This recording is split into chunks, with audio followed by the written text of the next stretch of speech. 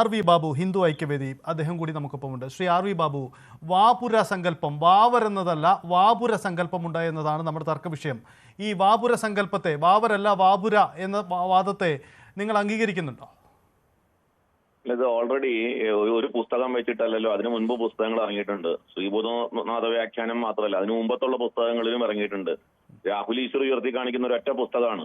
അതല്ലാതെ അതിനു മുമ്പ് ഇറങ്ങിയിട്ടുള്ള ഒരുപാട് പുസ്തകങ്ങളിൽ വാവരെ സംബന്ധിച്ചിടത്തോളം സങ്കല്പങ്ങൾ ഒരുപാട് ഇടങ്ങളിൽ പറഞ്ഞിട്ടുണ്ട്. അത് അയ്യപ്പന്റെ അല്ലെങ്കിൽ ഭൂതഗണങ്ങളിൽപ്പെട്ട ഒരു സങ്കല്പമാണ് എന്നും ഹൈന്ദവ സങ്കല്പമാണ് എന്നും പറഞ്ഞിട്ടുണ്ട്.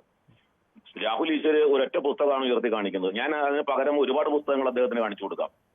അപ്പോ ഈ ഒരു പുസ്തകം വെച്ചിട്ട് മാത്രമല്ലല്ലോ രാഹുൽ ഈശ്വർ അതേപോലെ വെളുത്തച്ഛന്റെ സങ്കല്പം കൊണ്ട്, വെളുത്തച്ഛനെയൊക്കെ അത് നഖശിഖാന്തം അത് തെറ്റാണ് എന്ന് സ്ഥാപിച്ചുകൊണ്ട് നിരവധി പുസ്തകങ്ങൾ വേറെ ഇറങ്ങിക്കഴിഞ്ഞു.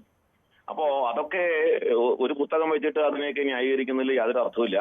വാപുരൻ എന്നുള്ളത് തികച്ചും ഹൈന്ദവമായ ഒരു സങ്കല്പമാണ്. വാവര് നമ്മുടെ കേരളത്തിലെ ഈ തലതിരിഞ്ഞ മതേതര സങ്കല്പവും മതസൗഹാർദ്ദവും ഒക്കെ കൊണ്ടുവരുന്ന ഒരു ഭാഗമായിട്ടാണ്. അതുകൊണ്ടൊന്നും മതസൗഹാർദ്ദം ഉണ്ടായിട്ടില്ല, ഉണ്ടാവാനും പോകുന്നില്ല. ഉണ്ടാവേണ്ടത് മതസൗഹാർദ്ദം ഉണ്ടാവേണ്ടത് പരസ്പര ബഹുമാനത്തിലൂടെയും പരസ്പര സഹകരണത്തിലൂടെയാണ്. ഈ പറയുന്ന വാവരെ സംബന്ധിച്ച് ഞാൻ ചോദിക്കുന്ന, വാവര് പള്ളിയിൽ അയ്യപ്പന്റെ ഒരു വിഗ്രഹം വെക്കാനോ അയ്യപ്പനെ ഒരു ഫോട്ടോ തൂക്കി പൂജിക്കാനോ ഈ പറയുന്ന ആളുകൾ തയ്യാറാവുമോ? തയ്യാറായിട്ടുണ്ടോ നാളിതുവരെ?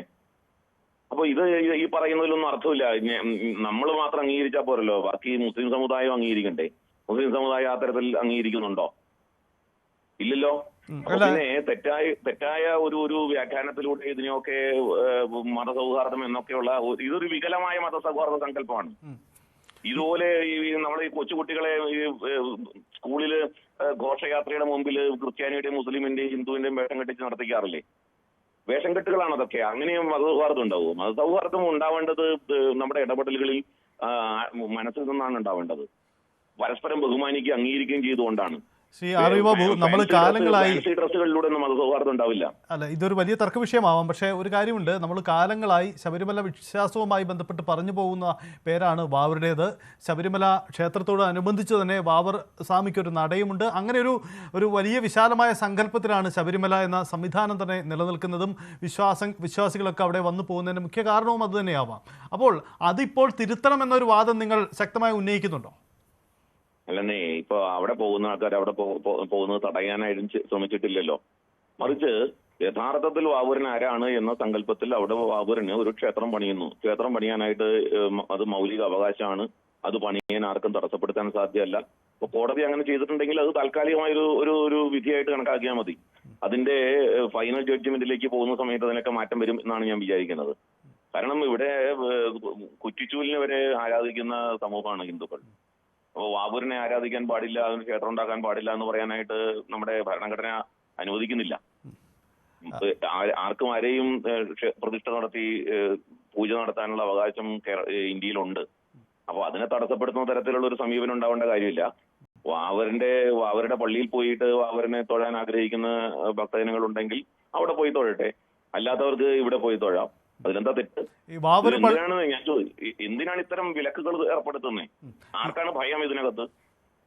അല്ല, വാവര് പള്ളിക്ക് ബദലാണോ വാപുര ക്ഷേത്രം ഉയർന്നു വരേണ്ട ആവശ്യകത? ഒന്നിനും ബദലാവില്ല. പക്ഷെ വിശ്വാസങ്ങളെ കാലാനുസൃതമായിട്ട് പരിഷ്കരിക്കുകയും കാലാനുസൃതമായി അതിനെ കറക്റ്റ് ചെയ്യുകയും ചെയ്യുന്നത് ഹൈന്ദവ സമൂഹത്തിന്റെ ഒരു ഭാഗമാണ്. അപ്പോ ഇത്തരത്തിൽ തെറ്റായിട്ടുള്ള ആരാധനകൾ നടക്കുന്നുണ്ടെങ്കിൽ അത് ശരിയായ ആരാധന ഇതാണ് എന്ന് പറയുക എന്നുള്ളത് ഇതിനോട് ചേർന്ന് നിൽക്കുന്ന ആളുകളുടെ ധർമ്മമാണ്. അപ്പോ അത് ചെയ്യുന്നവര് അതിന് തടയുന്നതിന് അവിടെ ആരും വന്നിട്ട് അവര് പള്ളിയിൽ പോകുന്നത് തടയാനോ അവിടെ തടസ്സപ്പെടുത്താനോ സംഘർഷം ഉണ്ടാക്കാനൊന്നും ആരും ശ്രമിക്കുന്നില്ലല്ലോ. അവിടെ പോകേണ്ടവർക്ക് അവിടെ പോവാം. അതൊരു പള്ളിയാണ്, അവരുടെ നാമധേയത്തിലുള്ള പള്ളിയാണെങ്കിൽ അവിടെ പോകേണ്ടവർക്ക് അവിടെ പോവാം. അതിന് ഇവിടെ ഈ ക്ഷേത്രത്തിൽ വന്നു തൊഴേണ്ടവർക്ക് ഇവിടെ വന്നു തൊഴാം. ഇതിലെന്തിനാണ് സംഘർഷം? ഇവിടെ എവിടെയാണ് മതസൗഹാർദ്ദ വിരുദ്ധമായ നിലപാട്? ശരി, ഒരു കാര്യം രാഹുൽ, വളരെ നന്ദി ആർ വി ബാബു.